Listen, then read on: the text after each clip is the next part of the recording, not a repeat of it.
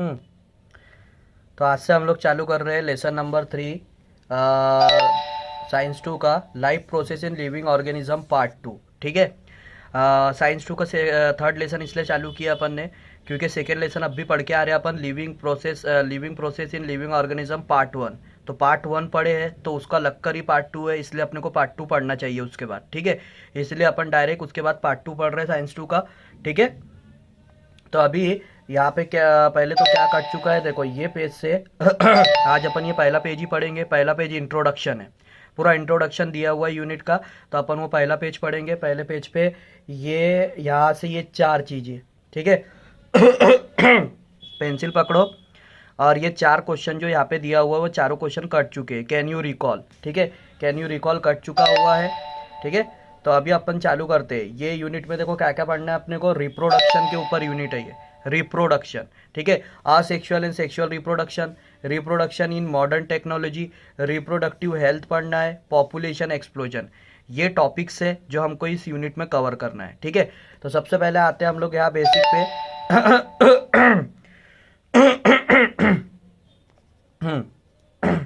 देखो तो क्वेश्चन अपने को काट दिया, तो यहाँ से पढ़ना है अपने को। We have studied the various life process in previous classes. हमने पिछली क्लासों में बहुत सारी लाइफ प्रोसेस पढ़े हैं जो कि हमको अभी पिछले यूनिट में भी बताया था। लाइफ प्रोसेस कौन सी?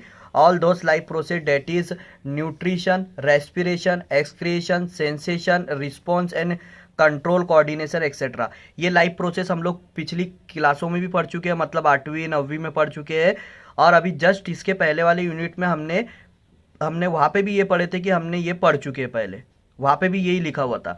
तो ये वहाँ पे भी मैंने तुमको बताया था। न्यूट्रिशन क्या होता है? अपन जो भी खाना खा रहे हैं उसका अपने को विटामिन प्रोटीन मिलेगा, उसको बोलते हैं न्यूट्रिशन मिला। रेस्पिरेशन तुमको पता है, अब भी पढ़ के आ रहे हैं अपन रेस्पिरेशन पिछले यूनिट में। रेस्पिरेशन क्या होता है? जिससे सेल में एनर्जी बनती है। एरोबिक, एनएरोबिक रेस्पिरेशन 2 प्रकार की होते हैं और उससे 2 प्रकार की एनर्जी बनती है। एरोबिक में कितनी बनती है?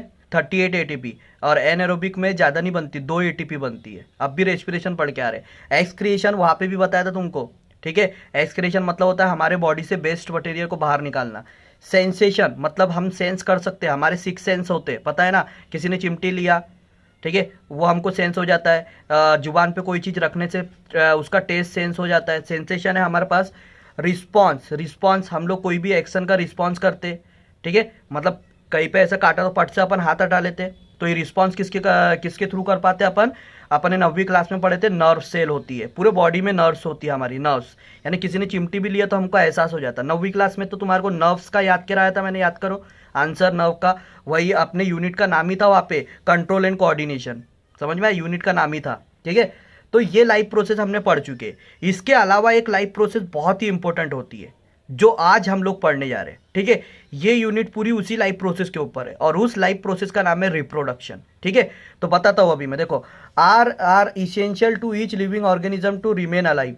देखो अब क्या लिखा है यहाँ पर, ये जितनी भी प्रोसेस है ना, ये आर इसेंशियल। इसेंशियल की मीनिंग क्या होती है? जरूरी। लिख के रखो, जब मैं पढ़ाता हूं तो अपने साइंस की किताब अपने बाजू में रखा करो, जो जो मीनिंग बताता हूं फटाफट लिख लिया करो।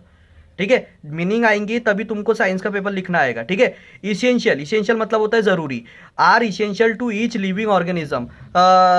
ये जो लाइफ प्रोसेस है ना, ये हर एक लिविंग ऑर्गेनिज्म के लिए जरूरी होती है टू रिमेन अलाइव। अलाइव मतलब क्या होता है? जिंदा रहने के लिए। अगर इसमें से एक भी प्रोसेस नहीं हुई तो अपन जिंदा नहीं रह सकते। तो इस बात को अच्छे से अंडरलाइन कर लो। अलाइव, अलाइव मतलब देखो पूरा इंट्रोडक्शन दे रहा है, इस यूनिट में क्या पढ़ना है उसका इंट्रोडक्शन समझा रहा है। हाँ, अलाइव मतलब क्या होता है? अलाइव मतलब जिंदा। तो ये बोल रहा है ये पूरी लाइफ प्रोसेस जरूरी है हमारे जिंदा रहने के लिए। ठीक है, अब लिखा है बिसाइड, बिसाइड इनके अलावा, यानी ये प्रोसेस के अलावा। बिसाइड की मीनिंग क्या होती है? इसके अलावा। दिस लाइफ प्रोसेस, वन और मोर लाइफ, इस प्रोसेस के अलावा, दिस लाइफ प्रोसेस के अलावा, beside this life process, comma है वहां पर। तो क्या हुआ इसका मतलब? इन लाइफ प्रोसेस के अलावा वो बोल रहा है वन मोर लाइफ प्रोसेस अकर इन लिविंग ऑर्गेनिज्म। एक और लाइफ प्रोसेस होती है लिविंग ऑर्गेनिज्म में जो हमको पढ़ना है, उसी के ऊपर हमारा पूरा यूनिट है। It is reproduction. ये रिप्रोडक्शन, आज तुमने ये वर्ड को देख लिए, जिंदगी भर याद रहेगा अब तुमको, रिप्रोडक्शन। ठीक है, अब मैं तुमको बताता हूं व्हाट इज रिप्रोडक्शन। रिप्रोडक्शन मतलब क्या होता है। रिप्रोडक्शन एक प्रोसेस है जिससे नया जीव पैदा होता है। नया जीव पैदा होता है, नया जीव पैदा होता है मतलब इंसान के बच्चे पैदा होते, एनिमल के बच्चे पैदा होते, प्लांट का भी बच्चा पैदा होता है प्लांट का भी बच्चा पैदा होता है, ठीक है। अब कुछ लोग बोल रहे होंगे कैसे प्लांट का बच्चा कैसे पैदा होता है, बताऊंगा ना, अभी अभी आगे है ना, हमको प्लांट भी अपना बच्चा पैदा करता है, ठीक है। तो उसको बोलते हैं रिप्रोडक्शन। तो रिप्रोडक्शन मतलब क्या, बच्चे पैदा करना, मतलब नया बच्चा दुनिया में आया उसको बोलते हैं रिप्रोडक्शन। नया बच्चा दुनिया में आया उसको रिप्रोडक्शन बोलते हैं। नया बच्चा दुनिया में आया उसको रिप्रोडक्शन बोलते। समझ गई बात तुम्हारे को, रिप्रोडक्शन अपने दिमाग में बैठाओ। नया जन्म होना यानी किसी बच्चे ने जन्म लिया उसको बोलेंगे हम रिप्रोडक्शन, यानी अब सिर्फ इंसान के बच्चे की बात नहीं कर रहा हूँ, जितने भी एनिमल है, मुर्गी का बच्चा पैदा हुआ या फिर मुर्गी का बच्चा पैदा होगा या फिर क्या बोलते कोई भी एनिमल का बच्चा हो, यानी बकरा बकरी का हो, मुर्गी का हो या फिर हाथी का हो, घोड़े का हो, कोई भी हो, सब बच्चे पैदा करते कि नहीं। तो नया जीव आना, नया जीव ही दुनिया में आया उसको बोलते रिप्रोडक्शन। नया जीव आने की जो प्रोसेस है उसको रिप्रोडक्शन बोलते, समझ गया, ठीक है। However reproduction does not help the organism to remain alive. अब देखो यहाँ पे एक नई बात लिखी है, अलाइव मतलब बताया था तुमको जिंदा रहना। यहाँ पे क्या लिखा हुआ है कि reproduction does not help the organism to remain alive. Reproduction जो है ना किसी भी ऑर्गेनिज्म को जिंदा रहने में मदद नहीं करता। जिंदा रहने में मतलब देखो अभी समझाता हूं। अभी मान लो कुछ कपल्स ऐसे होते हैं, मतलब जिनकी शादीशुदा हो गई है, शादीशुदा कपल रहते हैं ना, कुछ कपल ऐसे रहते हैं जो बच्चा पैदा नहीं कर पाते, मतलब उन लोग को फिर बच्चा गोद लेते, वो लोग पता होगा तुमको, देखे होंगे कई केसेस में वो लोग गोद लेते, उनको बोला जाता है कि आप माँ नहीं बन सकते, डॉक्टर लोग उनको बोलते हैं आप माँ नहीं बन सकते, आप माता पिता नहीं बन सकते, तो आपको फिर बच्चा गोद लेना पड़ेगा। तो ऐसा बोला जाता है ना, देखे होंगे तुम लोग ने। तो मेरे को एक बार बताओ, ऐसे कपल जो बच्चा पैदा नहीं कर पा रहे, मर जाएंगे क्या वो लोग मर जाएंगे क्या, जिंदा तो रहेंगे ना, जिंदा तो रहेंगे। तो वही हमारे को यहाँ पे बताया कि रिप्रोडक्शन जिंदा रहने के लिए जरूरी नहीं है। ऊपर जितनी भी प्रोसेस बताया था वो सब जिंदा रहने के लिए जरूरी है। वो जो प्रोसेस बताया न्यूट्रिशन, रेस्पिरेशन, एक्सक्रेशन, वो जिंदा रहने के लिए जरूरी है। वहां पे लिखा था अलाइव रहने के लिए जरूरी है। लेकिन रिप्रोडक्शन ये ऐसी प्रोसेस है जिंदा रहने के लिए जरूरी नहीं है। मतलब रिप्रोडक्शन नहीं हुआ मतलब किसी कपल को बच्चा नहीं हो रहा तो क्या मर जाएंगे वो कपल, मर जाएंगे, ऐसा होता क्या, नहीं होता ना। तो वो जिंदा रहने के लिए जरूरी नहीं है, बट वो क्यों जरूरी है, but it help to maintain the continuity of the species. Continuity species, ठीक है, कंटिन्यूटी ऑफ द स्पीसीज के लिए जरूरी है। अब कंटिन्यूटी स्पीसीज का मतलब क्या होता है, प्रजाति को आगे बढ़ाने के लिए। स्पीसीज का मतलब होता है प्रजाति, लिख के रखो। कंटिन्यूटी तो पता है तुमको, जारी रहना। स्पीसीज मतलब होता है प्रजाति, प्रजाति को आगे बढ़ाना। अब प्रजाति बोले तो कौन, जैसे हम इंसान है, हमारी एक इंसान की प्रजाति है, ठीक है। हाथी होता है, हाथी की एक प्रजाति है। मुर्गा मुर्गी होता है, उनकी एक प्रजाति है। और घोड़ा होता है, उनकी प्रजाति है। उनके जितने भी घोड़े रहेंगे उनको घोड़े बोलते हैं, उनकी एक प्रजाति है। तो प्रजाति को आगे बढ़ाने के लिए रिप्रोडक्शन होना बहुत जरूरी है। मान लो अगर किसी भी प्रजाति में रिप्रोडक्शन रुक गया, एक एग्जाम्पल, मान लो घोड़े के बच्चे पैदा होना बंद हो गए, तो उनकी प्रजाति कुछ दिन के बाद खत्म हो जाएंगी ना यार। घोड़े कुछ दिन के बाद बचेंगे क्या, नहीं बचेंगे। तो प्रजाति को आगे बढ़ाने के लिए अगर इंसान में हम दूसरे नए बच्चे पैदा होते हैं, दुनिया में आते हैं, ठीक है, अगर ये नए बच्चे दुनिया में आना बंद हो गए तो क्या होगा, हम लोग जितने लोग हैं अभी उतने ही लोग रहेंगे और फिर हम लोग धीरे धीरे मर जाएंगे। और हम लोग मर गए, कोई बच्चे पैदा ही नहीं हो रहे, तो यार पूरी दुनिया तो वैसे ही खत्म हो जाएंगी ना। तो यानी रिप्रोडक्शन होना बहुत जरूरी है, नए बच्चे दुनिया में आना बहुत जरूरी है, रिप्रोडक्शन होना बहुत ही जरूरी है। समझ में आया। तो इसीलिए लिखा है कंटिन्यूटी ऑफ द स्पीसीज। समझा तुम्हारे को अभी इसका मतलब, कंटिन्यूटी स्पीसीज मतलब अगर कंटिन्यूटी स्पीसीज की कंटिन्यूएशन जारी रहता है, अब मतलब इंसान के बच्चे पैदा हो रहे हैं तो इंसान की प्रजाति आगे बढ़ रही है, और अगर बच्चे एक भी पैदा होना बंद हो गए तो उसकी प्रजाति रुक जाएंगी। समझ में आ गया ना, ठीक है, समझ गया ये। तो रिप्रोडक्शन पढ़ना है हमारे को। ये यूनिट में पूरा लाइफ प्रोसेस का यूनिट है, लेकिन वो लाइफ प्रोसेस जो ऊपर बताया था वो सब हम लोग पिछली क्लासों में पढ़ चुके हैं। इस यूनिट में कौन सा लाइफ प्रोसेस पढ़ना है, केवल और केवल रिप्रोडक्शन। मतलब नए बच्चे कैसा पैदा होता है, मतलब प्लांट का भी बच्चा कैसा पैदा होता है, एनिमल का भी कैसा पैदा होता है, हम लोग इंसान है हमारा भी बच्चा कैसा पैदा होता है, सब सबके बच्चे कैसे बनते हैं वो देखना हमको, सबके देखना है, यहाँ पर प्लांट के भी देखना है, इंसान के भी देखना, सबके बच्चे कैसे बनते हैं, रिप्रोडक्शन सब में कैसा होता है। रिप्रोडक्शन मतलब नए बच्चे पैदा होना, उसको बोलते हैं रिप्रोडक्शन। समझ गया? अब ये ऑब्जर्व द बोला है, observe the picture and tell the life process which you identify. ये पिक्चर को देखो और उस लाइफ प्रोसेस बताओ। ठीक है, तो ये पिक्चर के देख के लाइफ प्रोसेस बताओ। तो यार अभी हम लाइफ प्रोसेस पढ़ ही रहे हैं ना, अभी हमको नीचे सब पता ही चल जाएगा। ये मुर्गा मुर्गी ये कौन सी लाइफ प्रोसेस से पैदा होता, सेक्सुअल से होता या असेक्सुअल से होता, अमीबा, अभी हमको अमीबा का है तो अभी हमको समझ में आ ही जाएगा। ठीक है, इतना दिमाग लगाने की जरूरत नहीं है। अब यहाँ पे लिखा है कैन यू टेल।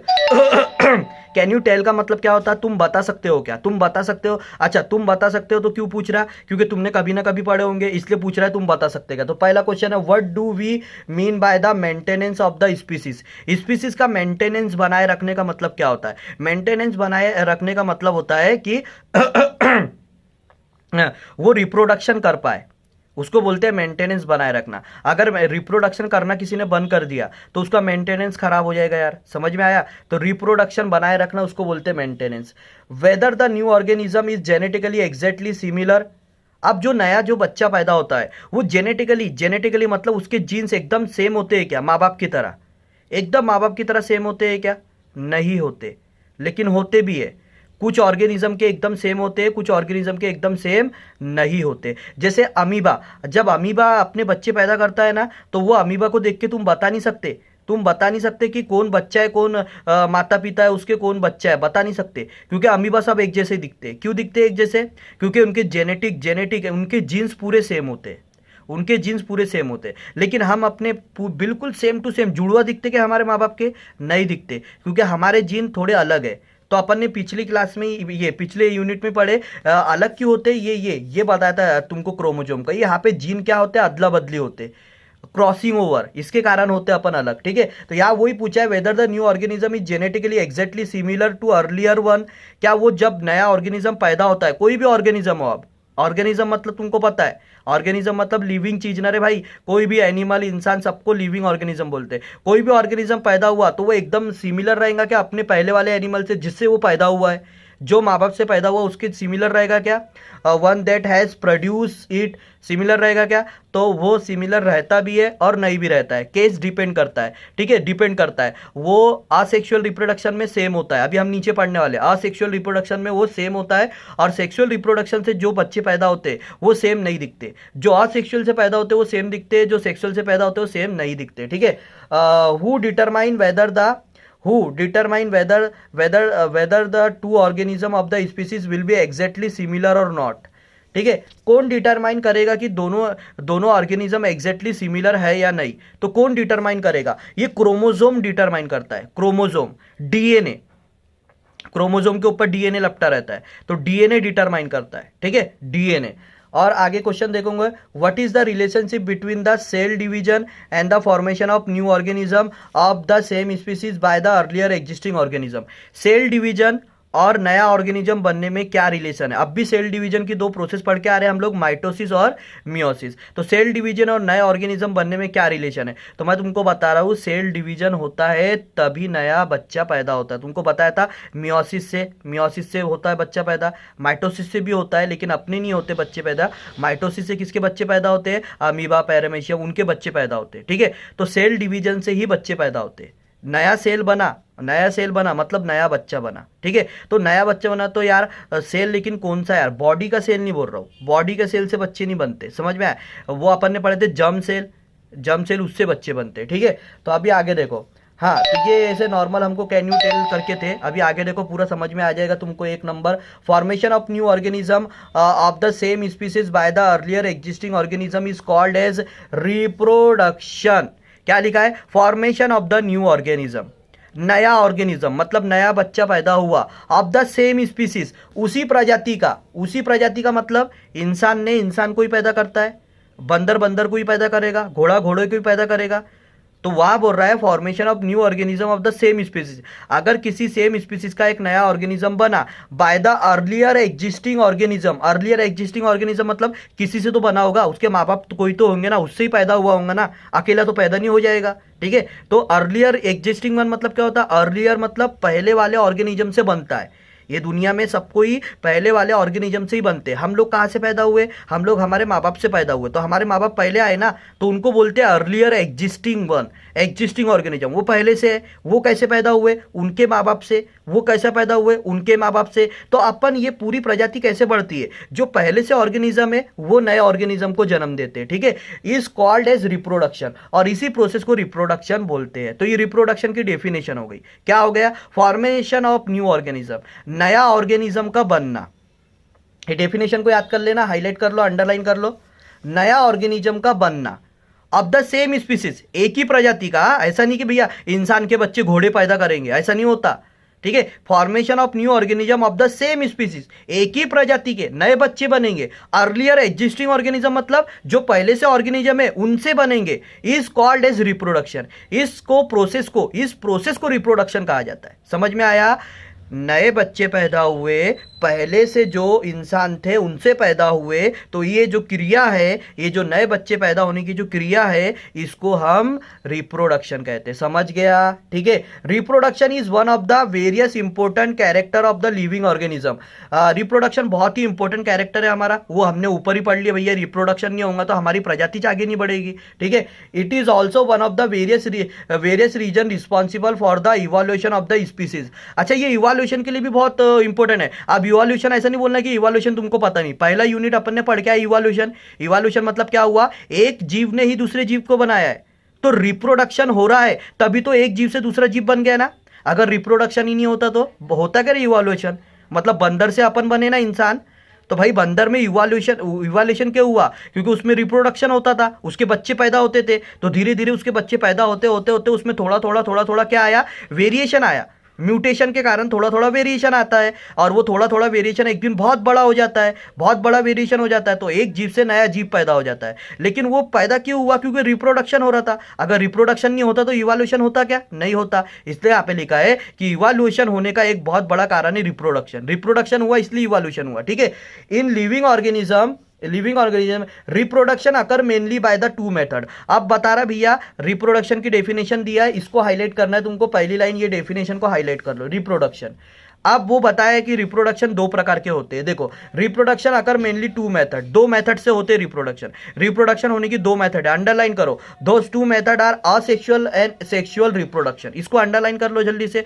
रिप्रोडक्शन दो मेथड से होता है, वो दो मेथड का नाम है असेक्सुअल एंड सेक्सुअल रिप्रोडक्शन। दोनों अपने को पढ़ना है अभी, असेक्सुअल एंड सेक्सुअल रिप्रोडक्शन। तो पहला अपन देखने जा रहे हैं असेक्सुअल रिप्रोडक्शन। क्या देखने जा रहे हैं? Asexual reproduction. मतलब ये दुनिया में जितने भी नए ऑर्गेनिज्म पैदा होते, रिप्रोडक्शन मतलब क्या? नया ऑर्गेनिज्म पैदा होना। किससे पैदा होता है? जो पहले से ऑर्गेनिज्म था उससे पैदा होता ना, ठीक है। जैसे अपन कहां से पैदा हुए? अपने मम्मी पापा पहले से थे, तो उनसे पैदा हुए अपन, ठीक है। तो असेक्सुअल रिप्रोडक्शन मतलब क्या होता है, तो तुमको बता रहा हूं। बहुत ही सिंपल है, कोई ऐसी डिफिकल्ट चीज नहीं है, ठीक है।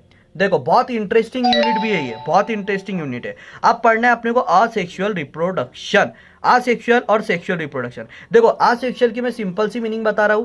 असेक्सुअल रिप्रोडक्शन मतलब ऐसा रिप्रोडक्शन जिससे सिर्फ एक पेरेंट से अगर बच्चा पैदा होगा, सिर्फ एक पेरेंट से, ठीक है, एक पेरेंट से अगर बच्चा पैदा हुआ तो उसको असेक्सुअल रिप्रोडक्शन बोलेंगे। और अगर दो पेरेंट से बच्चे पैदा हुए तो उसको सेक्सुअल रिप्रोडक्शन बोलेंगे। अब तुम्हारे को समझा नहीं होगा, अभी समझेगा। देखो, अमीबा के बच्चे कैसे होते हैं मेरे को बताओ। अमीबा के बच्चे कैसे होते हैं? अमीबा शादी करता है क्या? अमीबा कोई शादी करता है? नहीं। अमीबा की कोई ये क्या बोलते हैं, कोई गर्लफ्रेंड नहीं होती अमीबा की, तो गर्लफ्रेंड भी नहीं होती, ना कोई उसकी बीवी होती है, ना कोई वाइफ होती है, कुछ नहीं होती। अमीबा तो अकेला होता है। तो अमीबा के बच्चे हुए कैसे फिर? अमीबा के बच्चे पैदा होते कैसे मेरे को बताओ। अमीबा के बच्चे कैसे पैदा हुए? अमीबा की तो कोई वाइफ ही नहीं है, तो अमीबा के बच्चे कैसे पैदा हुए? तो अमीबा के बच्चे कैसे पैदा हुए अब भी हम देखने वाले। अमीबा का ये जो न्यूक्लियस रहता है ना, ये न्यूक्लियस डिवाइड होता है। ये न्यूक्लियस एक से दो बन जाता है अंदर में, ये न्यूक्लियस एक से दो बन जाता है, और इस प्रकार ये अमीबा के दो बच्चे पैदा हो जाते हैं। अभी ये शॉर्टकट में बताया, आगे हमको प्रोसेस है बताऊंगा वहां पे, ठीक है। लेकिन एक ही अमीबा से दो अमीबा पैदा होते, एक ही अमीबा से दूसरा अमीबा पैदा होता है। कहने की बात यह है कि एक ही अमीबा से दूसरा अमीबा पैदा होता है, एक अमीबा से, सिर्फ एक अमीबा। लेकिन हम लोग सिर्फ एक पेरेंट से पैदा हुए क्या? हमारे मम्मी भी है और पापा भी है, दोनों से पैदा होते ना हम लोग, दोनों से, मम्मी और पापा मिलके पैदा होते ना, तो हमारे दो पेरेंट से पैदा होते। तो जो ऐसे जीव जो दो पेरेंट से पैदा होते उनको सेक्सुअल रिप्रोडक्शन बोलते, और ऐसे जीव जो सिर्फ एक पेरेंट से पैदा होते, जैसे अमीबा सिर्फ एक ही पेरेंट से पैदा होता, तो उसको असेक्सुअल रिप्रोडक्शन बोलते। ठीक है, यहाँ पे अ लिखा है, अ का मीनिंग होता है एक, इंग्लिश में अ का मतलब क्या होता है एक, तो इसलिए असेक्सुअल लिखा हुआ है। असेक्सुअल मतलब एक ही पेरेंट से पैदा होने वाले जो बच्चे होते हैं उनको असेक्सुअल बोलते हैं। अब एक ही पेरेंट से ऐसे बहुत सारे बच्चे जो एक ही पेरेंट से पैदा होते हैं, अमीबा है, पैरामेशियम है, बहुत सारे प्लांट्स है जो एक ही पेरेंट से पैदा होते, मतलब उनकी कोई वाइफ होती नहीं है भैया, उनका मतलब कोई ऐसा नहीं है कि मेल और फीमेल होते उनमें, ऐसा कुछ भी नहीं है। अमीबा है, अमीबा तुमको पता है क्या, अमीबा मेल है कि फीमेल है, अमीबा लड़का है कि लड़की है, बताओ लो मेरे को, पता है क्या तुम्हारे को, ना लड़का है ना लड़की, कुछ नहीं पता। अमीबा क्या है, अमीबा एक जीव है, बस वो दूसरे जीव को बनाता है, वो कोई लड़का नहीं है कोई लड़की नहीं है, उसमें लड़का लड़की होता ही नहीं है, समझ में आया, उसमें नर और मादा होता ही नहीं है अमीबा में, इसलिए एक ही अमीबा दूसरे अमीबा को पैदा करता है। लेकिन हम इंसानों में नर और मादा होता है, एनिमल में नर और मादा होता है। ठीक है, बकरा बकरी हो गए, घोड़ा घोड़ी हो गए, और अपना मुर्गा मुर्गी हो गए, ये सब जो एनिमल अपन अपने आसपास देखते हैं, डॉग्स देखते हैं अपन, फॉक्स देखते हैं अपन अगले अपने आसपास में। ठीक है, तो ये डॉग वगैरह देखते हैं, तो डॉग वगैरह कैसे, एक ही डॉग से दूसरा डॉग पैदा होता है क्या, नहीं, दो, एक मेल डॉग और एक फीमेल डॉग, दोनों लगते ना, मतलब उसमें भी एक लड़का एक लड़की रहते ना, डॉग में भी रहता है ना, तो वो डॉग भी कैसे पैदा हो रहा है, सेक्सुअल, दो पेरेंट लग रहे उसको, समझ गया, असेक्सुअल और सेक्सुअल। जिसको एक ही पेरेंट लगता पैदा होने के लिए वो असेक्सुअल रिप्रोडक्शन है, जिसको दो पेरेंट लगेंगे पैदा होने के लिए उसको सेक्सुअल रिप्रोडक्शन बोलते हैं। तो अभी अपने को यहाँ पे असेक्सुअल रिप्रोडक्शन का दिया हुआ है, और फिर इसके प्रकार पूरे दिए हुए, देखो ये असेक्सुअल रिप्रोडक्शन हेडिंग डाली है, फिर इसके बाद देखो ये असेक्सुअल के पूरे प्रकार है, यहाँ पे देखो असेक्सुअल रिप्रोडक्शन यूनिसेल्युलर ऑर्गेनिज्म, ये पूरे उसके प्रकार है, उसके प्रकार पढ़ना है हमको यहाँ पे, देखो ये प्रकार पूरे उसके पढ़ेंगे। फिर सेक्सुअल कहाँ से चालू होगा, ये देखो ये पेज नंबर 25 पे सेक्सुअल रिप्रोडक्शन आएगा, यहाँ पे सेक्सुअल है, मतलब जो दो बच्चों से पैदा, दो पेरेंट से जो पैदा होते हैं ना, वो यहाँ से चालू होगा। तो हमको अभी पहले किसके बारे में पढ़ना है, ऐसे जीव के बारे में पढ़ना है जो सिर्फ एक ही पेरेंट से पैदा होते हैं। तो हमारा नाम तो वहाँ पे आएगा नहीं, हमारा नाम कहाँ पे आएगा, ये यहाँ पे आएगा सेक्सुअल रिप्रोडक्शन, क्योंकि हम लोग तो दो पेरेंट से पैदा होते हैं, तो हमारा नाम कहाँ पे आएगा, सेक्सुअल रिप्रोडक्शन में, हमारा नाम यहाँ पे तो आएगा नहीं। तो अभी हम लोग कौन सा, पहले हमको दिया असेक्सुअल रिप्रोडक्शन, ऐसे बच्चे जो सिर्फ एक पेरेंट से पैदा हो जाते हैं। ठीक है, तो हमको अभी सिर्फ असेक्सुअल रिप्रोडक्शन का पढ़ना है, असेक्सुअल। ठीक है, तो पहले पूरा असेक्सुअल का दिया है, फिर सेक्सुअल का दिया है, तो असेक्सुअल का ये बेसिक दिया हुआ है, ये पढ़ेंगे आज अपन, क्योंकि आज अपन ये पेज पढ़ने वाले हैं, और फिर अपन इसके टाइप कल पढ़ेंगे। ठीक है, तो आज अपन ये पढ़ेंगे the process of formation of new organism by an organism of the same species without involvement of gamete is called as asexual reproduction. अब असेक्सुअल रिप्रोडक्शन की डेफिनेशन लिखी हुई है, अंडरलाइन कर लो, याद करना है तुम्हारे को, वहां पे रिप्रोडक्शन की डेफिनेशन बताया मैंने, वो याद करना है तुम्हारे को। रिप्रोडक्शन को दो प्रकार के होते हैं, असेक्सुअल सेक्सुअल, याद करना है तुम्हारे को, असेक्सुअल की ये डेफिनेशन याद करना है तुम्हारे को, याद करना है बिल्कुल, असेक्सुअल की बता रहा मैं, देखो process of formation of new organism, इसका मतलब क्या हुआ, ऐसी प्रोसेस जिससे नए ऑर्गेनिज्म बनते हैं, by an organism of the same species, उसी प्रजाति के, सेम प्रजाति से बनते, भैया इंसान है तो इंसान की प्रजाति से, सेम प्रजाति से अगर नया ऑर्गेनिज्म बना, अब मेन पॉइंट लिखा है, वो तो वहां पे भी लिखा था, अब मेन पॉइंट लिखा है विदाउट इन्वॉल्वमेंट ऑफ गैमेट्स। अब इस बात को समझना, बगैर गैमेट के अगर बच्चा बनेगा, बगैर गैमेट के, तो उसको हम असेक्सुअल रिप्रोडक्शन बोलेंगे। अब तुम बोलेंगे सर ये गैमेट क्या है, ये गैमेट क्या है, तो गैमेट क्या है, मैंने तुमको गैमेट ये पहले भी बताया था। ठीक है, गैमेट ये मैंने तुमको पिछले यूनिट में भी बताया हूं। देखो हम इंसान हैं, हमारे बच्चे पैदा होने के लिए गैमेट्स लगते हैं, गैमेट्स कैसे लगते हैं, देखो हमको हमारे इंसान के बच्चे होने के लिए नर भी लगता है, मादा भी लगता है। तो जो मादा होता है, मतलब जो फीमेल है, फीमेल के पास नहीं क्या, एक एग होता है, समझ में आया क्या, उस फीमेल के पास एक एग होता है। और मेल जो है ना, मेल के पास, यानी जो लड़के होते हैं यानी जो नर होते हैं, उनके पास होता है स्पर्म, उनके पास ये होता है स्पर्म, ये ऐसा स्पर्म, ये ऐसी डायग्राम होती है स्पर्म की, बिल्कुल ऐसी डायग्राम जो बना रहा ना मैं, ऐसे डायग्राम होती है स्पर्म की, और ये एग भी ऐसी डायग्राम होती है एग की। तो ये दोनों चीज़ों को नहीं क्या बोलते, गैमेट्स। ये दोनों के बगैर पता है कि इंसान का बच्चा पैदा नहीं हो सकता। तो वो तुमने देखे होंगे ना, वो कुछ अभी मैंने थोड़ी देर पहले बताया था तुम लोग को, कुछ कपल ऐसे होते हैं जिनको डॉक्टर बोलता है कि आप माता पिता नहीं बन सकते, सॉरी आप माता पिता नहीं बन सकते, आपको तो फिर बच्चा गोद लेना पड़ेगा। तो क्यों नहीं बन पाते पता है क्या? उनके अंदर यही प्रॉब्लम हो जाती, यही प्रॉब्लम हो जाती। या तो लड़की के अंदर प्रॉब्लम हो जाएगी, उसको उसका एग नहीं बन रहा है, या तो लड़के के अंदर प्रॉब्लम हो जाएगी, उसका स्पर्म नहीं बन रहा है। तो दोनों में से एक चीज भी नहीं हुआ तो बच्चा तो पैदा नहीं होने वाला उनको, तो वो बोलेगा फिर आप माता पिता नहीं बन सकते। अपन ने रियल लाइफ में तो बहुत कम देखे, पिक्चरों में कई बार तुमने डायलॉग सुने होंगे, पिक्चरों में टीवी में देखते ना, कई बार डायलॉग सुने होंगे, आप माता पिता नहीं बन सकते। ठीक है, क्यों नहीं बन पाते? ये गैमेट सेल, इसको बोलते हैं गैमेट सेल। ये जो एग और स्पर्म है नहीं, गैमेट सेल है। तो ये हमको क्या बोल रहा, ये असेक्सुअल रिप्रोडक्शन में गैमेट सेल लगते ही नहीं, बगैर गैमेट सेल के होता है ये। इसीलिए तो यहाँ पे दो जीव नहीं लग रहे ना, क्योंकि गैमेट किसके पास होते हैं? दो दो दो लोगों के पास होते हैं। जिसमें नर और मादा होता है उनके पास गैमेट होते हैं, जिसमें नर और मादा होता है उनके पास गैमेट होते हैं, जिनका नर और मादा होता ही नहीं उनके पास गैमेट नहीं होते यार। तो ये असेक्सुअल रिप्रोडक्शन विदाउट गैमेट के होता है। यहां पे क्या लिखा हुआ है? विदाउट इन्वॉल्वमेंट, इन्वॉल्वमेंट समझता ना, विदाउट गैमेट के शामिल हुए, बगैर गैमेट के शामिल हुए, involvement, without the involvement of gamete is called as asexual reproduction. समझ गया? डेफिनेशन याद करना है तुमको। ऐसी प्रोसेस ऑफ ऑर्गेनिज्म जिससे नया ऑर्गेनिज्म बनेगा, सेम प्रजाति का ही बनेगा। ऐसा नहीं होगा कि इंसान के बच्चे ने कुत्ते को जन्म दे दिया, ऐसा नहीं होता। एक कुत्ते के बच्चे ने इंसान को जन्म दे दिया। सेम स्पीसीज का मतलब समझा ना तुमको? सेम स्पीसीज मतलब उसी प्रजाति का बच्चा उसी प्रजाति को जन्म देगा। समझ में आया? उसी प्रजाति के जो पेरेंट है उसी प्रजाति के बच्चे को जन्म देंगे। समझ में आया? लेकिन यहां पे लिखा हुआ है विदाउट इन्वॉल्वमेंट ऑफ गैमेट। तो ये डेफिनेशन है, ये रिप्रोडक्शन की डेफिनेशन है। यहां तक के रिप्रोडक्शन की डेफिनेशन है। लेकिन सिर्फ असेक्सुअल का मतलब क्या लिखा हुआ है? यहां से लिखा हुआ है, ये यहां से without involvement of the gamete is called as asexual reproduction.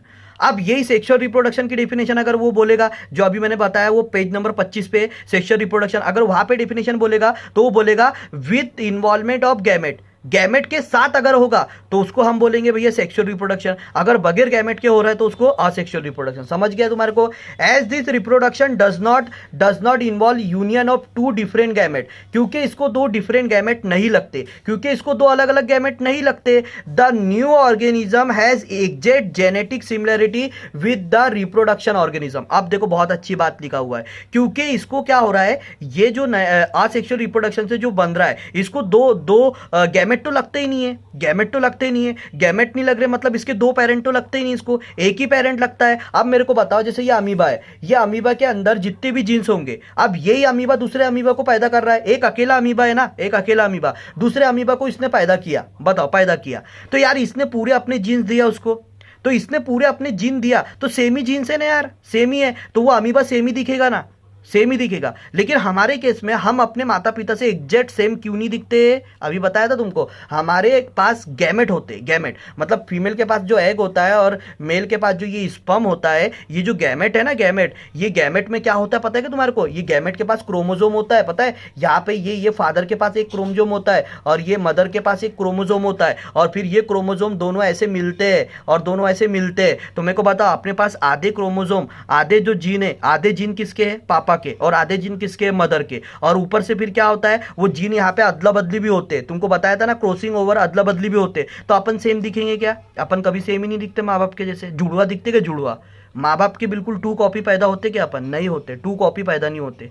To copy थोड़ा बहुत सिमिलर चीजें आती है। क्यों थोड़ा बहुत सिमिलर? जो जीन इधर उधर नहीं हुआ होगा, एक्सचेंज नहीं होगा, वो जीन तो सेम आ गया, वो जीन सेम आ गया, इसलिए हम थोड़े बहुत सिमिलर दिखते, लेकिन पूरे एग्जैक्ट सिमिलर नहीं दिखते। लेकिन इसने क्या बोला? क्योंकि यहाँ पे गैमेट लगते ही नहीं, असेक्सुअल में गैमेट लगते ही नहीं है भैया, गैमेट नहीं लगते, इसीलिए यहाँ पे क्या होता है, जो नया ऑर्गेनिज्म बना वो एग्जैक्टली सिमिलर दिखता है। देखो यहाँ पे लिखा हुआ है the new organism exact genetic similarity, exact genetic similarity. समझा तुमको? जेनेटिकली एकदम सिमिलर रहता, देखने में एकदम सेम दिखेगा, ठीक है, एकदम सेम दिखेगा। This is uniparental reproduction. ये लिखा main point, uniparental, parental, parent समझता, पेरेंट बोल रहा ना जब से मैं, पेरेंट पेरेंट पेरेंट बोल रहा जब से मैं, यूनिपेरेंटल, यूनी का मतलब होता है एक पेरेंट। यूनी का मीनिंग क्या होता है इंग्लिश में? यूनी मतलब होता है एक, और बाय मतलब क्या होता है? बाय, बी आई, बाय का मतलब इंग्लिश में दो होता है। तो ये यूनिपेरेंटल रिप्रोडक्शन है। यूनिपेरेंटल मतलब इसको सिर्फ एक ही पेरेंट लगता है भैया, एक ही पेरेंट रखता है रिप्रोडक्शन।